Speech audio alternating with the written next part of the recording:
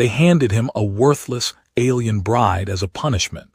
She was anything but the chamber stank of recycled air and alien incense.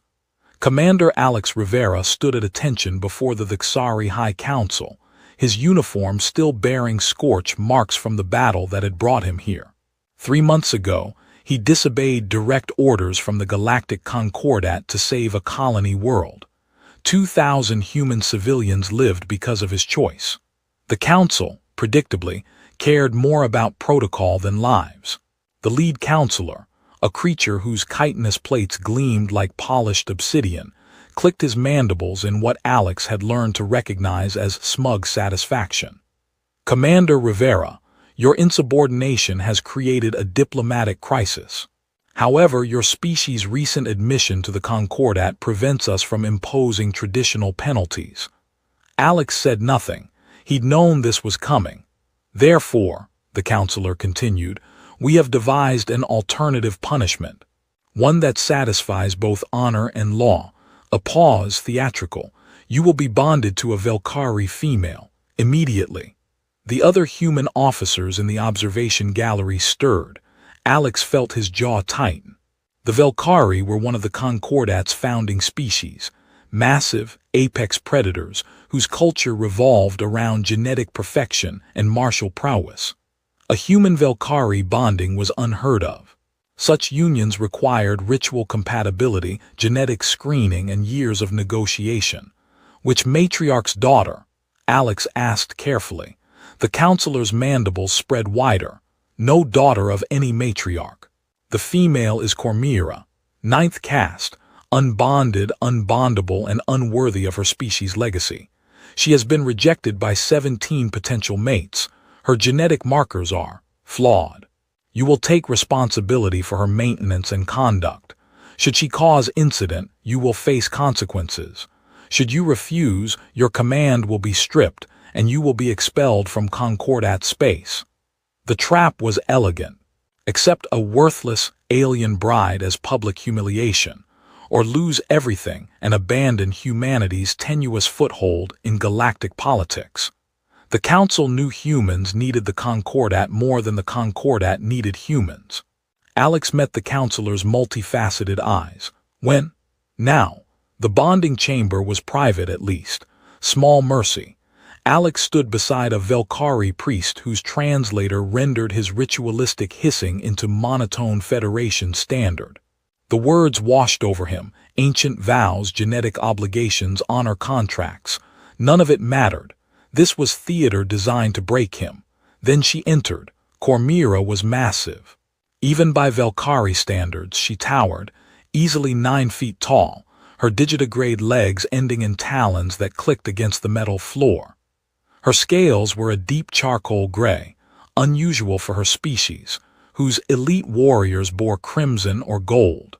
Her eyes, triple-pupilled and luminous amber, fixed on him with an intensity that made his combat instincts flare. She wore minimal armor, just enough to satisfy modesty by Velkari standards. Her musculature was evident, coiled, powerful, built for violence. A long tail, thick as his torso, moved behind her with restrained tension. Her head crest, which should have been vibrant with genetic pride, lay flat against her skull in what he recognized as submission or shame. The priest continued the ceremony.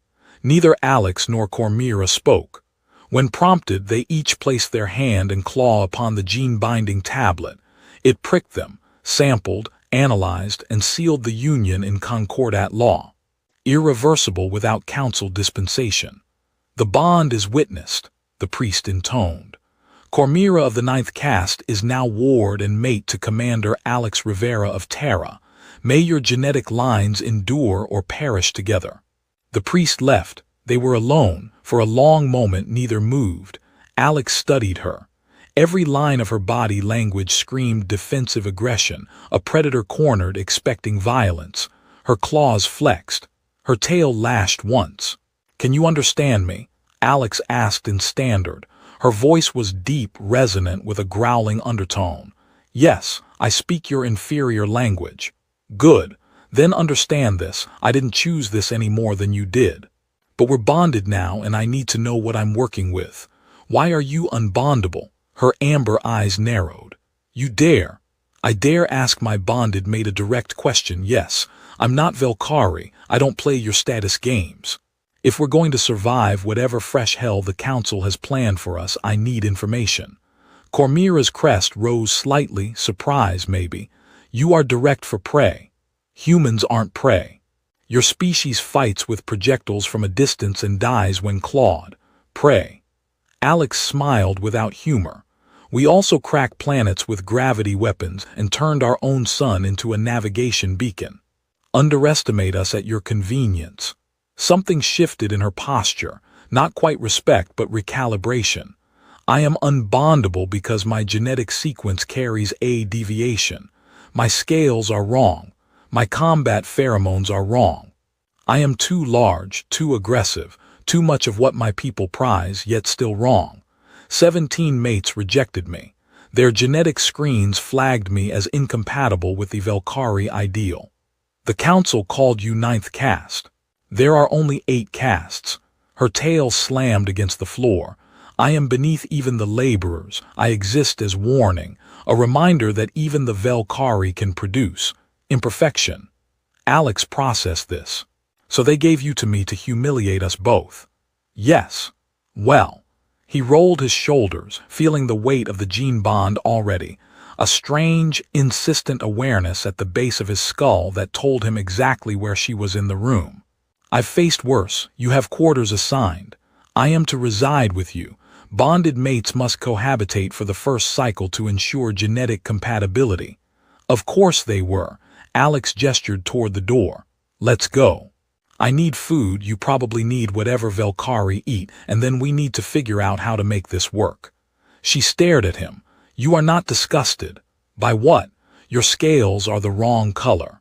Cormira, I once saw a man survive a hull breach by stuffing his own intestines back in and sealing the wound with a plasma torch. I'm hard to disgust. Come on. For the first time her crest rose fully, a magnificent fan of darker gray spines. Confusion, maybe, or the beginning of something else. The quarters assigned to them were standard officer accommodation, modified hastily to account for Velkari dimensions. The ceiling was high enough that Cormira didn't need to crouch.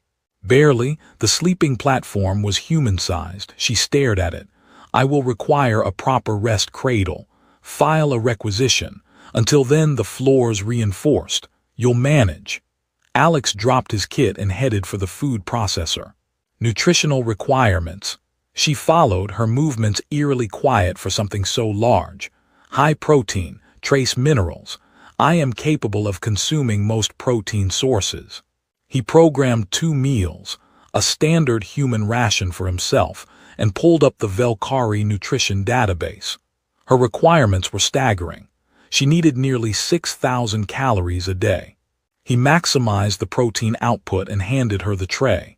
She took it with surprising care, her claws avoiding his fingers. You feed me. We're bonded. Apparently that makes you my responsibility. I take care of my people. I am not your people. I am your punishment. Alex sat, tearing into his own rations. You're a person who got screwed over by a political game, same as me. If the council wanted to punish me, they should have tried harder. I've been through worse than an awkward roommate situation. Cormira ate in silence, but he felt her watching him. The gene bond hummed at the edge of his awareness, feeding him emotional data he didn't fully understand yet. Confusion. Wariness, something that might have been hope, quickly suppressed. Why did you disobey orders? She asked finally. 2,000 civilians were going to die. The council wanted to negotiate. Negotiation takes time, time they didn't have. You violated protocol to save prey species. I violated protocol to save people. There's a difference. Her tail curled around her feet. The Velkari would have let them die. Preservation of the strong is paramount. Yeah, well, humans have a different approach. We're persistence hunters. We don't pick off the weak. We chase down everything until it collapses. And we protect our own because strength comes from the pack, not the individual. Pack, she repeated slowly. You consider me pack? Alex met her eyes. I don't know yet, but I'm willing to find out. Her crest flared again. This time he thought it might be something like respect. The first week was tense. Cormira moved through the quarters like a caged predator, radiating barely controlled aggression. She spoke little. Alex gave her space, focused on his reassignment duties. The council had stripped his command but kept him on as a tactical consultant, a deliberately humiliating demotion. They fell into a rhythm. Alex woke early, trained in the combat simulators. Cormira hunted in the station's designated zones. The council permitted Velkari to hunt live prey as cultural accommodation. They ate separately, spoke minimally. The gene bond fed him flashes of her emotional state, frustration, shame, anger that had nowhere to go. On the 8th day, she returned from a hunt with claw marks across her shoulder. Alex looked up from his tactical reports. What happened? Nothing that concerns you. You're bleeding, it concerns me. He grabbed the medical kit. Sit. She stiffened. I do not require. Sit, Cormira, that's not a suggestion. Her eyes flashed. For a moment he thought she might attack. Then slowly she lowered herself to the reinforced floor.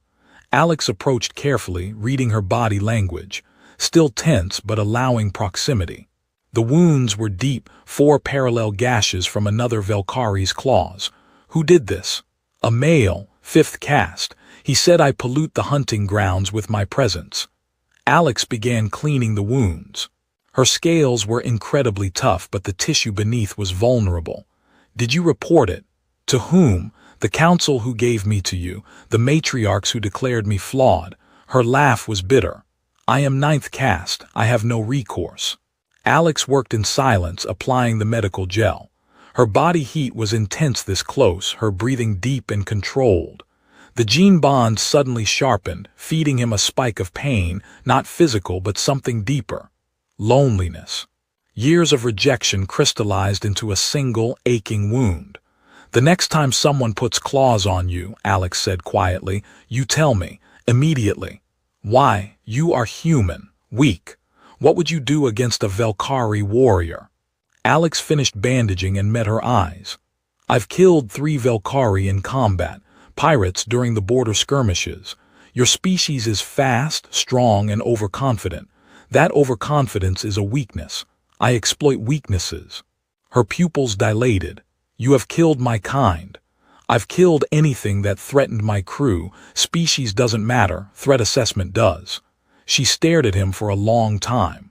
Then impossibly she lowered her head, a gesture of submission he'd never seen from a Velkari. You are not what I expected. Neither are you. The attack came 3 weeks into their bonding. Alex was reviewing supply manifests when the station's alarm screamed. Proximity alert. Hostile vessels. He pulled up tactical, 6 unmarked raiders, configuration suggesting Krivok's mercenaries. They were burning hard for the station. His comm chirped. All personnel to emergency stations. This is not a drill. Cormira appeared from the hunting deck, her armor half donned. We are under attack. Looks like it. Get to the civilian shelters. Her crest flared in offense. I am Velkari. I do not hide. You're unbonded to anyone with command authority except me, and I'm ordering you to the shelters. I refuse. The station shuddered as the first missile impacts hit the outer shields. Alex grabbed his combat rifle from the weapons locker. Cormira, I don't have time to argue. Then do not argue. I am coming with you. He turned to find her fully armored now, her claws extended, her body radiating combat readiness. The gene bond was feeding him her emotional state, absolute certainty, battle hunger, and something else. Protectiveness. Of him. Can you follow orders in combat? He demanded. Can you keep pace with me? Alex smiled grimly. Let's find out. They moved through the corridors at a run. The station's security forces were already engaging. Alex could hear weapons fire from the primary docking bay. His tactical overlay showed the raiders were attempting a boarding action. Bold, stupid, or desperate. Maybe all 3. They reached the bay's upper observation deck. Below, 12 Krivok's warriors in powered armor were cutting through the security teams with brutal efficiency. Krivoks were smaller than Velkari but vicious, six-limbed, chitinous, and heavily augmented. They're trying to reach the command center, Alex assessed. Probably a decapitation strike. Someone paid them well. They die regardless. Cormira's voice was pure predator. Agreed. Here's the plan. You draw their attention. I'll flank and remove their heavy weapons operator. When I give the signal, she leapt over the railing. Alex swore and opened fire, tagging two Krivoks with precision bursts to the gaps in their armor. Cormira hit the deck like a meteor, her claws ripping through the nearest raider's power pack. Sparks flew. The Krivoks shrieked and went down. The others turned to engage her. She was magnificent, a whirlwind of claws and tail, moving with impossible grace for something her size. But there were too many and they had ranged weapons. Alex moved. He dropped from the observation deck using a rappel line, hit the ground rolling and came up firing. Controlled bursts. Headshots where possible. Two more raiders dropped. The heavy weapons operator swung his cannon toward Alex. Cormira's tail caught him across the midsection, folding him in half. They moved together without planning it, Alex providing covering fire while Cormira closed distance. She was a living weapon, but she was also smart. She used cover, drew fire away from Alex, set up kills for him. The gene bond was humming, feeding them each other's tactical awareness. He knew where she'd move before she moved. She anticipated his firing solutions. The last Krivoks tried to flee. Cormira ran him down and ended it with a claw through his helmet. Silence fell. The bay was a wreck of bodies and burning equipment. Alex swept the area, rifle up, breathing hard. Clear. Cormira stood amid the carnage, her armor splattered with alien blood, her amber eyes luminous. You fight well, for prey. You fight like you've done this before. I have. My caste status does not erase my training. I was meant to be a warrior before my defect was discovered. Station security arrived then, led by a Vixari officer who surveyed the carnage with evident shock. Commander Rivera, you engaged the raiders. Someone had to get medical teams here and sweep the station.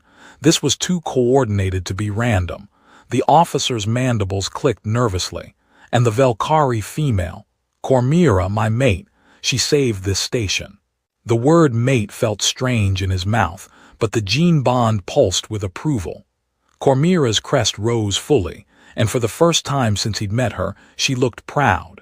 The investigation revealed what Alex had suspected. The raid was contracted by a Velkari noble house. Not to kill him specifically, but to create chaos. Political violence designed to discredit humanity's military competence. That Cormira had helped stop it was an embarrassment the Velkari High Command tried to suppress. They failed. Within days, combat footage leaked across Concordat networks. Humans loved it, their disgraced commander and his worthless mate defending a station against overwhelming odds. The Velkari response was more complex. Officially, silence. Unofficially, Alex started receiving death threats from conservative noble houses. Cormira found him reading them on his data slate. They wish me to die with you. Seems like it. This does not concern you. Alex set the slate aside. I've been threatened by better. What concerns me is that they're targeting you through me. That's tactically stupid. Makes me think there's something about you they're afraid of. Her crest flattened. I am nothing. A genetic mistake. Yeah, I've been thinking about that. Alex pulled up a file he'd been compiling. I did some research, reached out to some xenobiologists. Your genetic deviation, it's not a flaw, it's atavism. I do not understand. You're a throwback. Your genome expresses traits from ancient Velkari lineages, before your species underwent genetic standardization. The dark scales, the increased size, the wrong pheromones. You're what your species used to be before they started engineering themselves for genetic purity. Cormira stared at the data. That cannot be. It's why you're unbondable to modern Velkari. Your genome is too different. But to humans, Alex smiled. The gene bond doesn't care about purity. It cares about compatibility. and according to the bonding tablet's deep scan, we're extremely compatible, more compatible than most human pairings. She was silent for a long moment. They knew, the council, they bonded me to you knowing I would be viable. They thought they were humiliating us both. Instead, they created something they can't control. A human Valkyrie bond that actually works. That's dangerous to their worldview. So we are, what? An accident that threatens the order. We're proof that their system is fragile, and people kill to protect fragile systems. Cormira moved closer, her massive form somehow gentle. You have given this much thought. I think about threats, it's what I do. And am I a threat, Alex Rivera? He looked up at her. The gene bond hummed between them, warm and certain. No, you're the most dangerous ally I've ever had. Her crest flared full and vibrant. Then she did something he'd never seen a Valkyrie do. She knelt, bringing her eyes level with his. I choose this bond, not because I was assigned to it. I choose you. The words hit him harder than he expected. Cormira, the Valkyrie believe mates are assigned by genetic compatibility and social status. But you have shown me another way. Choice, free will, very human concepts. Her claw, impossibly gentle, traced the edge of his jaw. So I choose, do you? Alex placed his hand against her scaled cheek. The gene bond flared and he felt her fully for the first time, not the shame or anger but the core of who she was, fierce, loyal, burning with potential that had been suppressed her entire life. Yeah, he said quietly, I choose you too. She leaned forward and their foreheads touched. The gesture was instinctive, transcending species. For a moment they simply existed together, two rejected pieces finding alignment. Then the station's alarm screamed again. This time it wasn't raiders. It was a Valkyrie battlecruiser, broadcasting on all channels. This is Matriarch Sevrana of House Corvalix. I am here to retrieve my bloodline's shame. Surrender the defective female, or this station will be classified as harboring Valkyrie fugitives. Alex and Cormira stood in the command center, watching the massive warship hold position just outside firing range. The station commander, a nervous Thixari named Kilthar, was practically vibrating with panic. We must comply, Kilthar clicked. The Valkyrie are a Concordat founder species. We cannot risk conflict. She's legally bonded to me, Alex said. Concordat law protects bonded mates from separation without cause. Her own matriarch disowned her. She has no legal claim. Cormira's voice was hollow. Sevrana is my gene mother. She cast me out when I was declared unbondable. Why would she come now? Alex studied the tactical display. Because you're not worthless anymore. You're bonded to a human, you're a combat-proven defender, and you're getting famous across Concordat space. You're a political asset now. So she wishes to reclaim me. Or kill you. Hard to tell with Valkyrie politics. The comm crackled. Sevrana's voice was imperious, designed to command obedience. Cormira, I know you received this. Your bonding to the human was a mistake I am prepared to overlook. Return to House Corvalix. You will be re-evaluated for proper placement. Cormira's claws extended. Every line of her body screamed violence. She offers me evaluation, after declaring me beneath notice. Alex touched her arm. What do you want to do? I want to tear her throat out. Valid but not practical right now. That ship outguns this station 50-1. Then what do you suggest? Alex smiled coldly. We negotiate from strength. He opened a channel. Matriarch Sevrana, this is Commander Alex Rivera, bonded mate to Cormira. I'm afraid your request is denied.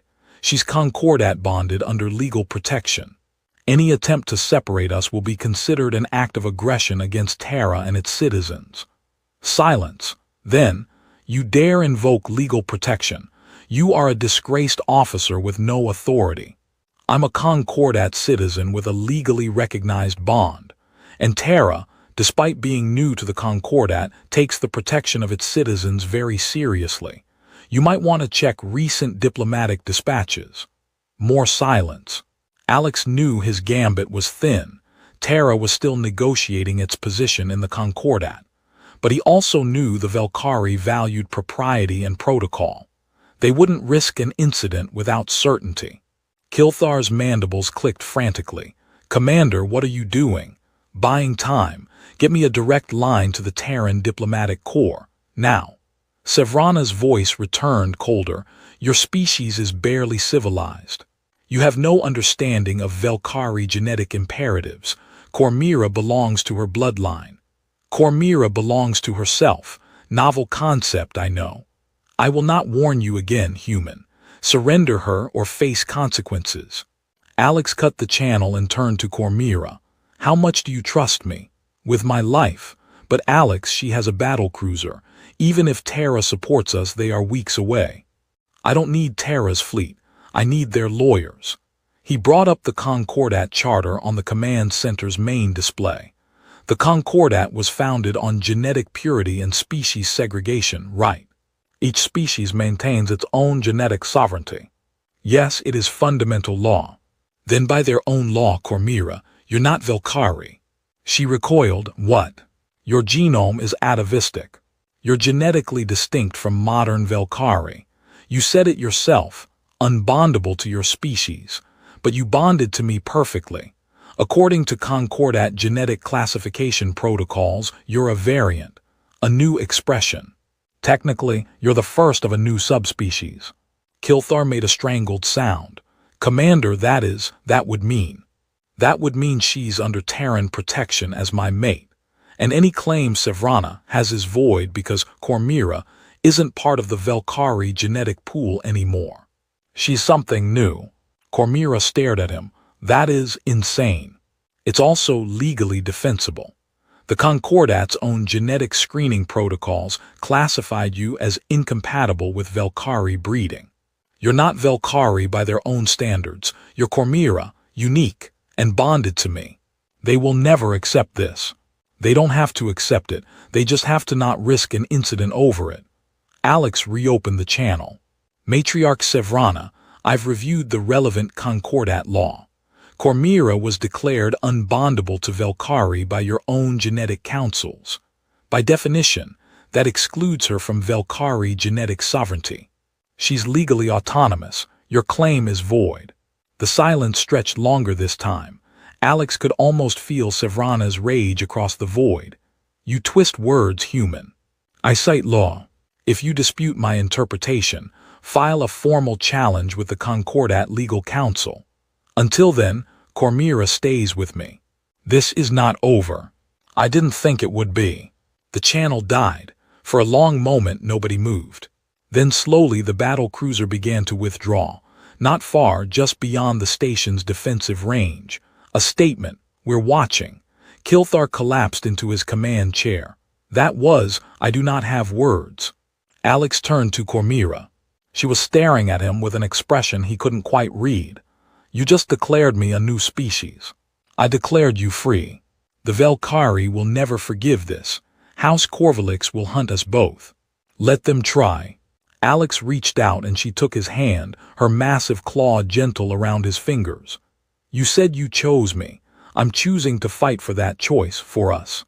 Her crest rose, full and proud and beautiful. "Then we face what comes together." "Together," Alex agreed. The gene bond hummed between them, warm and certain and utterly unbreakable. The political fallout was immediate and catastrophic. The Velkari High Command demanded Alex be stripped of all protections and Cormira be returned for proper genetic evaluation. Terra's diplomatic corps, sensing an opportunity to establish precedent, backed Alex with surprising ferocity. The Concordat Council, caught between a founder species and an upstart newcomer, called for formal hearings. Alex and Cormira were summoned to the Concordat's central governance station, a massive ring-world structure where species representatives gathered to negotiate the galaxy's fate.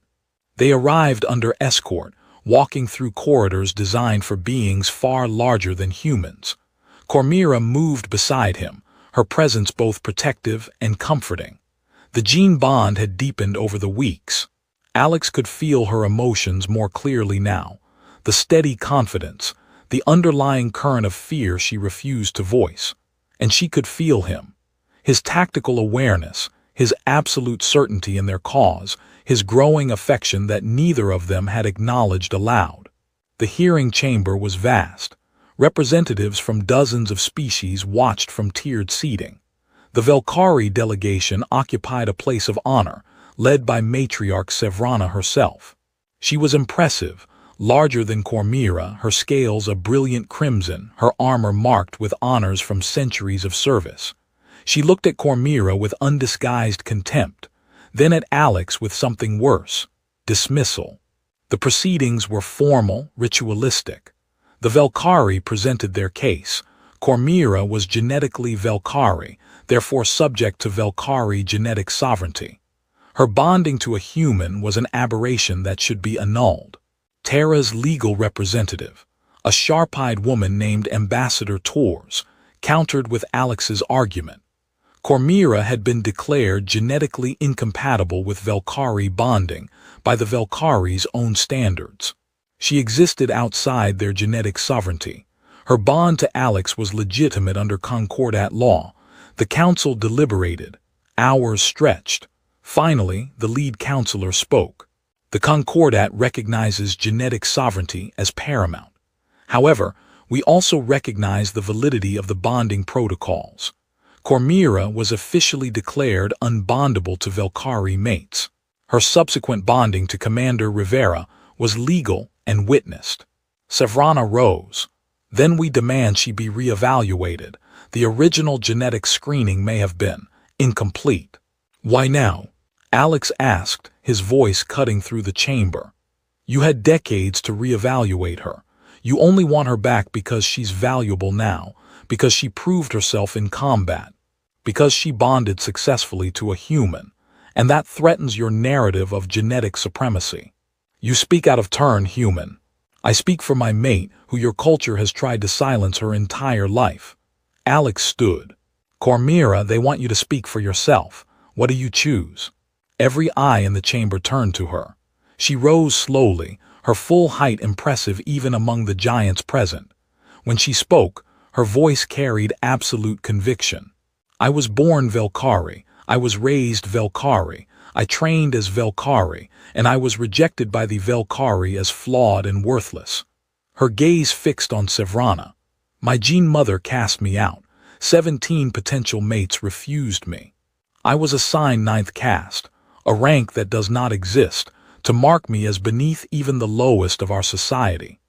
The Concordat Council gave me to a human as punishment, expecting me to fail, expecting us both to be broken by the humiliation. She moved to stand beside Alex, her claw resting on his shoulder. Instead, I found a mate who values strength of character over genetic purity, who fights for his people rather than his status, who sees worth where others see only defect. I choose to remain bonded to Alex Rivera. I choose to stand with humanity, and I reject any claim the Velkari have over my life. The chamber erupted. Velkari delegates roared objections. Human observers cheered. Other species watched with calculated interest. Sevrana's voice cut through the chaos. You abandon your species for an inferior mate. You prove your defect. No. Cormira's crest flared. I prove that your definition of strength is flawed. You value purity over adaptability, tradition over innovation. You are stagnant, gene mother, and I am evolution. The word hung in the air, evolution. The thing the Velkari had tried to engineer out of their species. The chaotic, unpredictable force that had built humanity from persistence hunters to starfarers. The council counselor raised a manipulator for silence.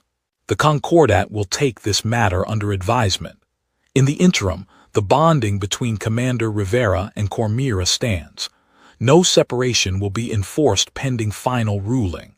It wasn't a victory, but it was time. They were assigned temporary quarters on the governance station while the council deliberated. The space was utilitarian, designed for transient diplomats. Alex didn't care. He was simply glad to have privacy. Cormira stood at the viewport watching the stars.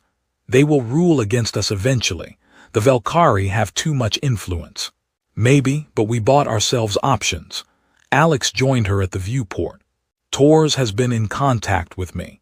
Terra's government is considering a formal proposal to the Concordat, a new category of citizenship for bonded mates of mixed species.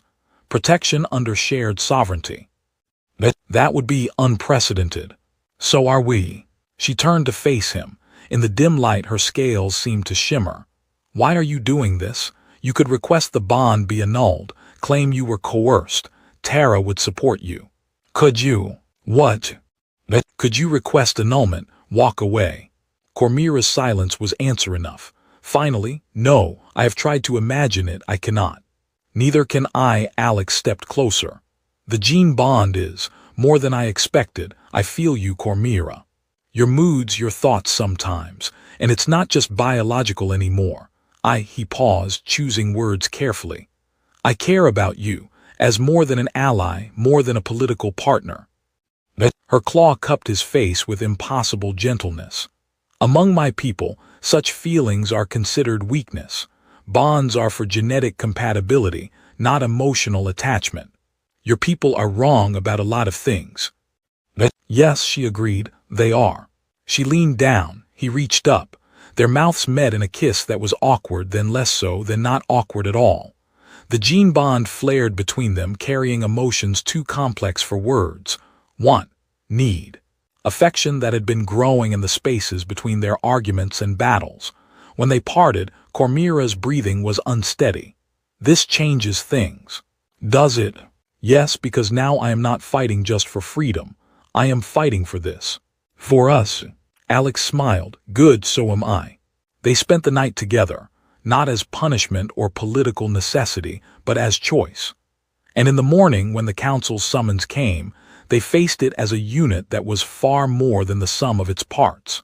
The final hearing was different. The chamber was packed. Word had spread across Concordat space. The human and his worthless Velkari mate were forcing the galaxy to confront uncomfortable questions about genetic sovereignty and species purity. But something had changed. The Velkari delegation was smaller. Sevrana was absent. In her place sat a Velkari Alex didn't recognize, older, her scales pale gold with age, her crest bearing markings of extreme rank. The lead counselor introduced her as Matriarch Prime Krelvara, eldest of the Velkari Genetic Council. Krelvara studied Cormira with eyes that missed nothing. I have reviewed the genetic data personally.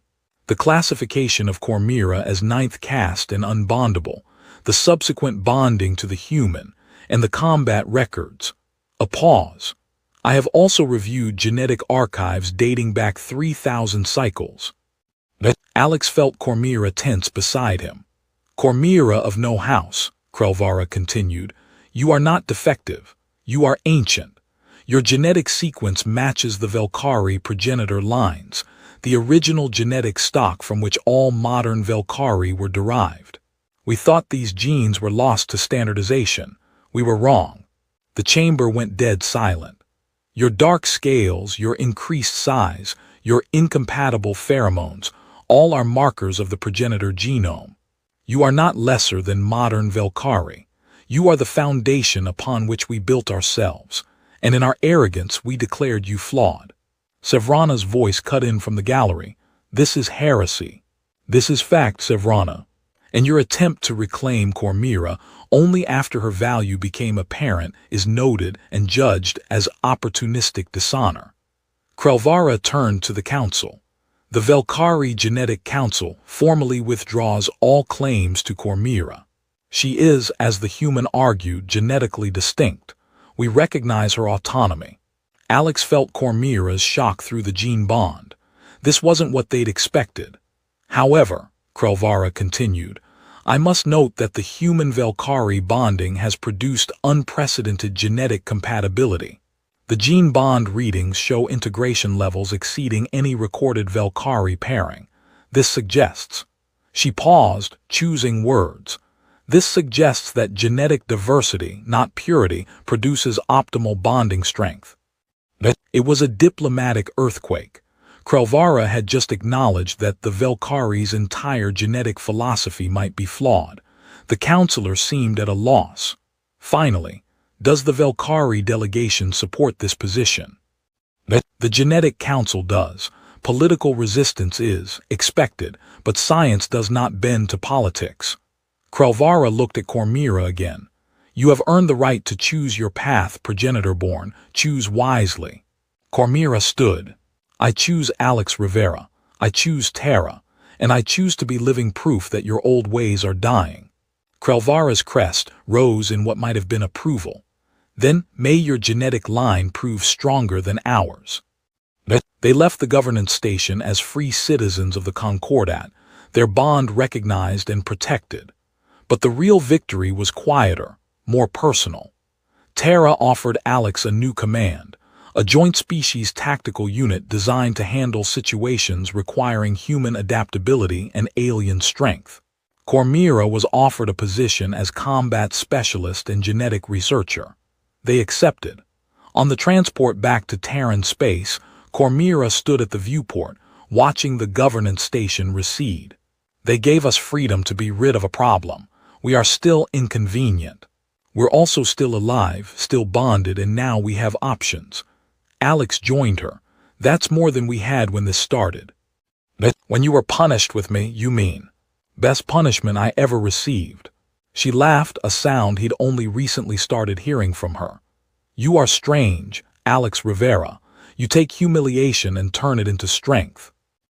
It's a human thing. We're spite-driven as a species. I am learning this. Her tail curled around his waist, pulling him closer. What happens now? Now we show them what a human and a progenitor-born can accomplish together. We build something new. We prove that evolution beats stagnation every time. And if they try to stop us, Alex smiled. Then we remind them why humans are persistence hunters. We don't stop, we don't quit. We chase down every challenge until it breaks. Cormira's crest flared full and brilliant. I chose well. So did I. The gene bond hummed between them, warm and unbreakable. Below them, Terra grew larger in the viewport, blue and green and full of possibility. A world that would welcome a Velkari who'd been rejected by her own kind. A world that had built itself on the principle that strength came from diversity, not purity. They'd been given to each other as punishment. They'd forged themselves into something the galaxy wasn't ready for, and they were just getting started. 6 months later, the first joint human Velkari tactical team deployed to a border conflict. They were led by Commander Alex Rivera and combat specialist Cormira. The mission was successful. The team was terrifying. And across Concordat space, other species began to wonder if maybe, just maybe, the humans had figured something out that the ancient powers had forgotten. Evolution doesn't ask permission. It doesn't follow rules. It simply finds what works and amplifies it.